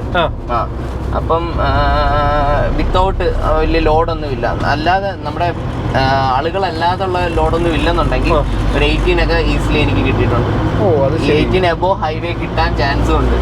കാരണം ആരും പറഞ്ഞാൽ വിശ്വസിക്കാത്തതുകൊണ്ട് എൻ്റെ ഒരു ഫ്രണ്ട് പേഴ്സണലി മൈലേജ് ഉണ്ടെന്ന് നിങ്ങൾ എന്നിട്ട് അവിടെ പാലക്കാടൊക്കെ എത്തിയിട്ട്, എടാ ഇതിന്റെ ഡീസൽ എന്താ തീരാത്തത്, ഞാൻ ഈ വഴി കിടക്കും, ഇത് എത്ര ഓടിയിട്ട് ഇതിന്റെ ഡീസൽ കേടാണോ? അപ്പൊ നീ പറഞ്ഞു നീ മേലെ അടിച്ചിട്ടിട്ട് ഇതിന്റെ സൂചി താന്ന് കിടക്കുവാണോ എന്നുള്ള രീതി ചോദിച്ചു. നല്ല മൈലേജ് ഉണ്ടെന്ന് അന്ന് പുള്ളി പോയിട്ട് വന്നപ്പോ പറഞ്ഞ്, അക്ഷയ് ഇതിന് നല്ല മൈലേജ് ഉണ്ട്, നീ നന്നായിട്ട് മെയിൻറ്റെയിൻ ചെയ്ത് കൊണ്ടുവന്നാൽ മതി. ഇപ്പൊ പുള്ളിക്ക് ഈ വണ്ടി വേണമെന്ന് പറഞ്ഞ് പുറകിൽ നടക്കുന്നുണ്ട്. അതായത് ഇത് മേടിക്കണം. പുള്ളിക്ക് ഓൾറെഡി ഒരു ടാറ്റ നെക്സോൺ ഉണ്ട്. പിന്നെ അതും ആ വണ്ടി എനിക്ക് തന്നിട്ടാണ് ഇതും കൊണ്ട് പോകുന്നത്. പുള്ളി ഇടയ്ക്ക് എടുക്കാറുണ്ട്. എടുക്കാറുണ്ട്. ഞാൻ എറണാകുളത്ത് പോകുമ്പോഴെല്ലാം പുള്ളി ഇതും കൊണ്ട് പോകും. ചുമ്മാ വീട്ടിൽ പോകേണ്ട ഒരു ആവശ്യമില്ലെങ്കിലും പോകും. ഇത് ഓടിക്കാൻ വേണ്ടി പോകും. എനിക്ക് ആ വണ്ടിക്ക് ഹൈറ്റ് അത്ര ഉള്ളതുകൊണ്ട് ആ ഒരു ആദ്യമായിട്ട് ഓടിക്കുന്നോണ്ടായിരിക്കും നല്ല ഹൈ സ്പീഡ് പോകുമ്പോഴുള്ള ഒരു ഒലച്ചില്. കാരണം ഞാനിപ്പോ ഇത് ഓടിക്കുന്നോണ്ടായിരിക്കും എനിക്കത് ഫീൽ ചെയ്യാതെ. കാരണം ഇപ്പൊ നമ്മുടെ ഇപ്പൊ സ്വിഫ്റ്റ് ഒക്കെ ഓടിച്ചിട്ട് വരുമ്പോ ഇത് നല്ലൊരു ഒലച്ചിലായിരിക്കും. അതെ അതെ അതെ. എനിക്കത് ആ ഒരു ഫോളോ ഓടിച്ചിട്ട് വന്നാൽ കറക്റ്റ് മനസ്സിലാവും. ജസ്റ്റ് താഴോട്ടങ്ങ് വിടണം. മതി. കറക്റ്റാ നോക്കുക കേട്ടോ. ഇത് നമ്മൾ പ്രഷർ പോലും കൊടുക്കണ്ട, കറക്റ്റ് അതിന്റെ ഒരു ഇതുണ്ട്. സ്വീറ്റ് സ്പോട്ട് ചുമ്മാ. ഫിഫ്ത്ത് ആണെങ്കിൽ ഇങ്ങനെ ഒരു തട്ട് കെട്ടിയിട്ട് നേരെ. ഓക്കെ, അപ്പം മൈലേജിന്റെ കാര്യത്തിൽ ഹാപ്പിയാണ്. ഇനിയും ഹാപ്പി അല്ലാത്ത കുറച്ച് കാര്യങ്ങൾ ഉണ്ടാവുമല്ലോ, നെഗറ്റീവ്സ് എന്തൊക്കെയാണത്? നെഗറ്റീവ്സ് എന്ന് പറഞ്ഞാൽ ഷോറൂം സൈഡിൽ നിന്ന് നമുക്ക് പ്രൊവൈഡ് ചെയ്യാൻ പറ്റാത്ത കാര്യമാണ് സർവീസ്. സർവീസും പോട്ടെ, ഓക്കെ, സർവീസ് നമുക്ക് വെളിയിൽ ചെയ്യിക്കാം. അത്യാവശ്യം അറിയാവുന്ന മെക്കാനിക്സ് ഷോറൂമിൽ സർവീസ് ചെയ്യാൻ നമുക്ക് ഓപ്ഷനേ ഇല്ല. ഈ ടാറ്റയുടെ സുമയൊക്കെ സർവീസ് ചെയ്യുന്ന സർവീസ് സെന്റർ ഉണ്ടെങ്കിൽ എനിക്ക് ഇതിന്റെ കമന്റ് സെക്ഷനിൽ വല്ലതും ഒന്ന് അറിയിച്ചു തന്നാൽ വലിയ. അവര് 2017-19 വരെ ഇറക്കിയ വണ്ടിക്ക് സർവീസ് അവർ കൊടുക്കാത്തത് ഇപ്പൊ പുതുതായിട്ട് ഇറക്കുന്ന സർവീസ് തന്നെ ഇപ്പോഴാണ് അവരൊന്ന് ബെറ്റർ ആക്കി കൊണ്ടുവരുന്നത്. അപ്പം അന്നത്തെ കാലം പിന്നെ പറയണ്ടല്ലോ. അപ്പം അത് കഴിഞ്ഞിട്ട് എനിക്ക് ഫീൽ ചെയ്തൊരു കാര്യം ഇതാണ്, സർവീസ് മെയിൻ ആയിട്ട് പാർട്സിന്റെ അവൈലബിലിറ്റി ഭയങ്കര ബുദ്ധിമുട്ടാണ്. എനിക്ക് തോന്നുന്നത് തമിഴ്നാട്ടിലൊക്കെ ഒരുപാട് വണ്ടി ഇറങ്ങിയോണ്ട് അവിടെ പിന്നെയും അവൈലബിൾ ആണെന്ന് തോന്നുന്നു. നമ്മുടെ നാട്ടിൽ കിട്ടാനില്ല, പാർട്സ് കിട്ടാനില്ലാത്തതിൻ്റെതായ നല്ല ബുദ്ധിമുട്ടുണ്ട്. അപ്പം എനിക്ക് പ്രോപ്പറായിട്ട് വർക്ക് ഇപ്പൊ ചെയ്ത് കഴിഞ്ഞ് വീട്ടിൽ കൊണ്ടുപോകേണ്ട വണ്ടി ഇപ്പൊ പാർട്സ് കിട്ടാത്ത കാരണം അവിടെ ഇടേണ്ടി വരുന്നു. അപ്പൊ എനിക്ക് അതൊക്കെ ഒരു ബുദ്ധിമുട്ടാണ്. കാരണം വണ്ടിയായിട്ട് അത്ര അറ്റാച്ച്ഡ് ആയതുകൊണ്ട് വണ്ടി കിട്ടാതെ എനിക്ക് പോകുമ്പോൾ എനിക്ക് ഭയങ്കര ബുദ്ധിമുട്ടുണ്ടാകും. പിന്നുള്ളതെന്ന് പറഞ്ഞു കഴിഞ്ഞാൽ പിന്നെ എങ്ങനെ നെഗറ്റീവ്സ് ആയിട്ട് എനിക്ക് തോന്നുന്നു, വണ്ടി ഓടിക്കുമ്പോൾ ഉള്ള നെഗറ്റീവുകളൊന്നും തോന്നുന്നില്ല. ഈ ലോ എൻഡ് ടോർക്ക് എനിക്ക് തോന്നുന്നു ഒരു സ്റ്റേജ് 1 ഒക്കെ ചെയ്യാൻ എല്ലാവരും പറയുന്നു. സ്റ്റേജ് 1 ഒക്കെ ചെയ്ത് കഴിഞ്ഞാൽ കുറച്ചുകൂടെ എനിക്കൊന്ന് എയർ ഫിൽട്ടർ ഒക്കെ കുറച്ചുകൂടെ പെർഫോമൻസ് ഓറിയന്റഡ് ആയിട്ടുള്ളത് കൊടുത്ത് സ്റ്റേജ് 1 ഒക്കെ ചെയ്ത് കഴിഞ്ഞാൽ നല്ലൊരു വ്യത്യാസം ഫീൽ ചെയ്യുമെന്ന് പറഞ്ഞു. ലോ എൻഡ് ടോർക്ക് അല്ലാതുള്ള ഒരു ഇഷ്യൂസ് ഇല്ല. നമുക്ക് ഈ ട്രാഫിക്കിൽ കൂടെ പോകുമ്പോൾ സെക്കൻഡും ഫസ്റ്റും ഇട്ട് കളിക്കുന്നതിന്റെ ഒരു ബുദ്ധിമുട്ട് അത് മാറി ടോട്ടലി നമുക്ക് സെക്കൻഡിൽ ഇട്ട് തന്നെ യൂസ് ചെയ്യാൻ പറ്റുന്ന രീതിയിലൊരു ടോർക്ക് ഔട്ട്പുട്ട് ലോ എൻഡ് കിട്ടുമെന്നാണ് പറയുന്നത്. അപ്പൊ സ്റ്റേജ് 1 ചെയ്യാനാണ് എന്നോട് ഇപ്പൊ സജസ്റ്റ് ചെയ്തേക്കുന്നത്. അപ്പൊ അത് ഞാൻ ഇങ്ങനെ ബക്കറ്റ് ലിസ്റ്റ് വെച്ചിട്ടുണ്ട്. സ്റ്റേജ് 1 ചെയ്ത ആരെങ്കിലും ഗ്രൂപ്പിലുണ്ടോ? ഉണ്ട്, അവരാണ് പറഞ്ഞത് നല്ലൊരു പവർ ഔട്ട്പുട്ട് നമുക്ക് ഈ എഞ്ചിന് കൊടുക്കാൻ പറ്റുമെന്ന് പറഞ്ഞു. റിലയബിൾ ആണ് ഈ എഞ്ചിൻ, അത്യാവശ്യം നല്ല റിലയബിൾ ആണ്. അപ്പം നല്ല രീതിയിൽ പ്രോപ്പറായിട്ട് മെയിൻറ്റെയിൻസ് ചെയ്താൽ റിലയബിൾ ആണ്. എനിക്ക് സർവീസ് കോസ്റ്റ് ഏകദേശം ആ ഒരു ഓയിൽ ചേഞ്ച്, ഓയിൽ ഫിൽറ്റർ ഒരു അറൗണ്ട് ഒരു 5000 റേഞ്ച് ഒക്കെ എനിക്ക് വരുന്നുള്ളൂ. ആ റേഞ്ചേ വരുന്നുള്ളൂ. വേറെ പാർട്സ് ഒന്നും ചേഞ്ച് ഇല്ലെന്നുണ്ടെങ്കിൽ സർവീസ് കോസ്റ്റ് എനിക്ക് അത്രയും ചീപ്പാണ്. പിന്നെ ഇപ്പം ഫസ്റ്റ് ടൈം ഇപ്പം 3-in-1 മൂന്നാമത്തെ സർവീസ് ചെയ്യുമ്പോഴത്തേക്കായിരിക്കും ഗിയർ ഓയിലും ഹൗസിംഗ് ഓയിലും അതിന്റെ കൂടെ തന്നെ ചെക്ക് ചെയ്യും.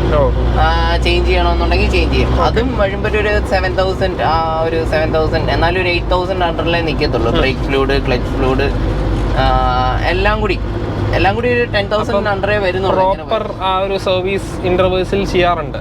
ഉണ്ട് 10,000 കിലോമീറ്റർ ആണോ? അല്ലല്ല, ഞാനൊരു 5-നുള്ളിൽ ചെയ്യും. അത് ചെയ്യുന്നതാണ് എഞ്ചിന് ഏറ്റവും നല്ലത്. കാരണം ഞങ്ങൾക്ക് അത്യാവശ്യം ഈ ലോഡിങ്ങും ഒരു ലോഡും ചെയ്യുന്നോണ്ട് ഞാൻ എർലി സർവീസ് ചെയ്യും.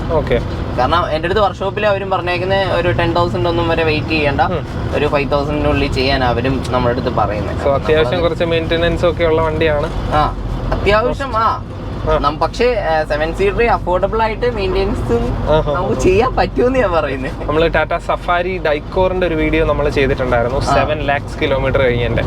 ഞാൻ കണ്ടിട്ടുണ്ട്. അപ്പൊ ആ വീഡിയോയില് അതിന്റെ യൂസർ സയൂജ് ബ്രോ പറഞ്ഞത് ഒന്നും ചെയ്യാറില്ല, മീൻസ് പ്രത്യേകിച്ച് ഒന്നും ചെയ്യാതെ തന്നെ വണ്ടി പൊക്കോളൂ എന്ന് പറയുന്നത്. പ്രോപ്പർ മെയിൻ്റെനൻസ് ഒന്നും ചെയ്യാറില്ല, അല്ലാതെ തന്നെ ഓടുന്നത്ര ഓടട്ടെ എന്നുള്ള രീതിയിൽ ഓടിച്ചതാണ്. അത്ര വെൽ മെയിൻറ്റൈൻഡ് ആയിട്ടുള്ള ഒരു വണ്ടി ആയിരിക്കും. സിംഗിൾ യൂസ് ഫസ്റ്റ് ഓണർ ആണ്, ഫസ്റ്റ് ഓണർ വണ്ടിയാണ്. സെക്കൻഡ്സ് എടുക്കുമ്പം പ്രീവിയസ് ഓണറിനെ ഡിപ്പെൻഡ് ചെയ്തിരിക്കും. ഇപ്പൊ എന്റെ ഒരു ഫ്രണ്ടിന്റെ സഫാരി ഉണ്ട്, അവൻ ആക്ച്വലി നന്നായിട്ട് കെയർ ചെയ്യുന്ന ഒരാളാണ്. പക്ഷെ നേരത്തെ ഓണർ പ്രോപ്പറായിട്ട് കെയർ ചെയ്യാത്തതിന്റെ അവന് ഒരുപാട് ഇഷ്യൂസ് ഫേസ് ചെയ്ത്, അപ്പൊ അവൻ ഒരുപാട് പാർട്സ് ചേഞ്ച് ചെയ്ത് ഇപ്പോഴാണ് ആ വണ്ടി ഒരു ബ്രാൻഡ് ന്യൂ മോഡൽ പോലെ അവൻ ആക്കിയെടുത്തത്. റീടെസ്റ്റും കഴിഞ്ഞു. അപ്പൊ അതുവരെ അവൻ ഈ മെയിൻ്റെനൻസും ഇതുമായിട്ട് അങ്ങ് തലവേദന പിടിച്ച് നടക്കുമായിരുന്നു. ഇപ്പൊ അവൻ ഓക്കെ ആയി. കാരണം അത് നേരത്തെ ഓണറിന്റെ കയ്യിൽ നിന്ന് വന്ന പ്രശ്നം കാരണമാണ് അവൻ ഈ പ്രശ്നം വന്നത്. സെയിം ഇഷ്യൂ തന്നെയാണ് എനിക്കും ഉള്ളത്. അങ്ങനെയുള്ള പ്രശ്നങ്ങളൊന്നും ഇല്ല, ബുദ്ധിമുട്ടുകളൊന്നും ഇല്ല. പാർട്സിന്റെ ഈ ഒരു അവൈലബിലിറ്റി ഇഷ്യൂസ് വെച്ച് നോക്കിയാൽ ബാക്കിയെല്ലാം ഞാൻ ഹാപ്പിയാണ്. സർവീസ് കോസ്റ്റ് ഞാൻ ഉദ്ദേശിക്കുന്നത്, കാരണം നമ്മുടെ ഇവിടെ ഒരു ഏർണിങ്സോടെ കൊണ്ടുവരുന്ന വണ്ടി കൂടിയായിരുന്നു. ലോഡ് എത്ര വേണേ കയറി. ഇപ്പൊ ബാക്ക് സീറ്റ് മടക്കിയിട്ട് കഴിഞ്ഞാലോ? ഫോൾഡബിൾ അല്ലേ? ബാക്ക് സീറ്റ് ഫോൾഡബിൾ ആണ്, പക്ഷെ ഞാൻ അത് റിമൂവ് ചെയ്തിട്ടാണ്. അത്യാവശ്യം സെക്കൻഡ് റോ റിമൂവ് ചെയ്യും. സെക്കൻഡ് റോ കംപ്ലീറ്റ്ലി റിമൂവ് ചെയ്തു. അപ്പൊ നല്ലൊരു സ്പേസ് ഉണ്ട്. ആ സ്പേസ് യൂസ് ചെയ്താണ് ഇപ്പം നമുക്ക് അത്യാവശ്യം ഒരു 10-27 പമ്പൊക്കെ നമുക്ക് ഇതിനകത്ത് കൊണ്ടുപോകാം. 27-35 പമ്പ് വരെ കൊണ്ടുപോകാം. ഞാൻ അധികം ലോഡ് സസ്പെൻഷന് കൊടുക്കുന്നില്ല, പ്ലേറ്റ് ഉള്ളതുകൊണ്ട് വണ്ടി അത് താങ്ങിക്കോളും. ഒരു ഓപ്പൺ പിക്കപ്പ്, ക്ലോസ്ഡ് പിക്കപ്പ് ആയിട്ട് യൂസ് ചെയ്യാം അല്ലേ? അതെ. ഒരു ക്യാരിവാൻ ആയിട്ട് നമുക്ക് യൂസ് ചെയ്യാം. ഓൾമോസ്റ്റ് എല്ലാ സാധനങ്ങളും, തേങ്ങ, അത് ഇത് പറമ്പിൽ പോയി കഴിഞ്ഞാൽ അവിടുന്ന് ഓൾമോസ്റ്റ് എല്ലാം നമുക്ക് അങ്ങോട്ടും ഇങ്ങോട്ടും ക്യാരി ചെയ്യാം. പക്ഷെ റെഫ്യൂസ് ചെയ്യുന്നുണ്ടെങ്കിലും റെഫ്യൂസ് ആണെന്ന് തോന്നുന്നില്ല വണ്ടി. പക്ഷെ ആക്ച്വലി അത്യാവശ്യം റെഫ്യൂസും ചെയ്തു. പിന്നെ ഞാൻ അധികം റെഫ്യൂസിന് ചെയ്യുന്നില്ല, കാരണം എനിക്ക് കുറച്ചുകൂടെ അറ്റാച്ച്മെന്റ് വന്നുകൊണ്ട് ഞാൻ അതിന് സമ്മതിക്കത്തില്ല. അപ്പം നമുക്കൊരു ഏണിങ്സോടെ കൊണ്ടുവരുന്ന ആയതുകൊണ്ട് നമ്മള് ആ ഒരു കെയർ കൊടുക്കുന്നതുകൊണ്ട് നമുക്ക് കുഴപ്പമില്ല. AC 1-ൽ ഇട്ടാൽ മതി എന്ന് പറഞ്ഞത് ഇപ്പൊ എനിക്ക് മനസ്സിലായി. 1-ലാണ് നമ്മൾ ഇട്ടത്. 1-ലാണ് കൂളിംഗ് ഏറ്റവും കുറവാണ്. കൂളിംഗ് മിഡിലാണ് കിടക്കുന്നത്. ഏറ്റവും കുറച്ചല്ലല്ലോ ഇത്, ഏറ്റവും ഇവിടെ അല്ലേ? അല്ലല്ല, ഏറ്റവും കുറച്ച് ഇത് ഇവിടെ വരെ ഇല്ല. ഇല്ലില്ല, ഇവിടെ വരെ ഉണ്ട്. ഇപ്പൊ ഏറ്റവും കുറവാ. ഇപ്പൊ ഏറ്റവും കൂടുതലാ. ഏറ്റവും കൂടുതൽ കൂളിംഗിലാ. ഇപ്പൊ ഏറ്റവും കൂടുതൽ കൂളിംഗ് അത്ര. ഈ റൂഫ് AC യോടെ ഓണാക്കി കഴിഞ്ഞാൽ പെട്ടെന്ന് ബാക്കിൽ നിന്നും കൂടി നമുക്ക് നല്ല കൂളിംഗ് വരും. അത് ശരി. ഏതായാലും AC-യുടെ കാര്യവും പക്കയാണ്. പിന്നെ സ്റ്റോറേജ് സ്പേസുകൾ നമുക്ക് അവിടെയൊക്കെ ബോട്ടിൽ വെക്കാനായിട്ടുള്ള സെപ്പറേറ്റ് ഹോൾഡേഴ്സ്, ബോട്ടിൽ ഹോൾഡേഴ്സ് ഉണ്ട്. ഞാനൊരു ഗ്ലബ് ബോക്സ് വെച്ചിട്ടുണ്ടായിരുന്നു ആക്ച്വലി. അത് പക്ഷേ പിന്നീട് എനിക്ക് അതിന്റെ ഒരു നോയ്സും കാര്യങ്ങളും ഒക്കെ ഭയങ്കര അരോചകമായി തോന്നിയപ്പോൾ അത് റിമൂവ് ചെയ്ത് മാറ്റി. അതിന്റെ ആവശ്യമില്ലാന്ന് തോന്നി. കാരണം ഈ ഒരു സ്പേസ് കൊണ്ട് നമുക്കിപ്പോൾ ബാക്കിലോട്ടൊക്കെ പോകാനും എളുപ്പമാണ്. സോ അതൊക്കെയായിരുന്നു നമുക്ക് ടാറ്റ സുമോയെ പറ്റി പറയാനുണ്ടായിരുന്ന കാര്യങ്ങൾ. ഏതായാലും കുറേ നാളായിട്ട് 2 years ആയിട്ട് യൂസ് ചെയ്യുന്നു. ഇനിയും വർഷങ്ങളോളം യൂസ് ചെയ്യാൻ പറ്റട്ടെ. All the best and thank you so much for sharing your experience. നമ്മൾ നിങ്ങളെ കാണിക്കാനായിട്ട് കുറച്ച് ഷോർട്സ് എടുക്കാൻ ഒരു നല്ലൊരു വ്യൂ ഉള്ള സ്ഥലത്ത് വന്നു. പറ്റിയാൽ നല്ല ഷോർട്സ് ആണെങ്കിൽ കാണിക്കാം. അപ്പോൾ ഇതുപോലുള്ള യൂസർ എക്സ്പീരിയൻസ് വീഡിയോസും പുതിയ ക്ലാസിക് കാർസും വിൻറ്റേജ് കാർസും പുതിയ കാർസും ഇലക്ട്രിക് കാർസും ഒക്കെ ആയിട്ടുള്ള യൂസർ എക്സ്പീരിയൻസ് വീഡിയോസ് കാണാനായിട്ട് നമ്മുടെ ചാനൽ സബ്സ്ക്രൈബ് ചെയ്യുക. നമ്മൾ പുതിയ വീഡിയോ ആയിട്ട് വീണ്ടും വരുന്നതായിരിക്കും. അതുവരേക്കും ഗുഡ് ബൈ.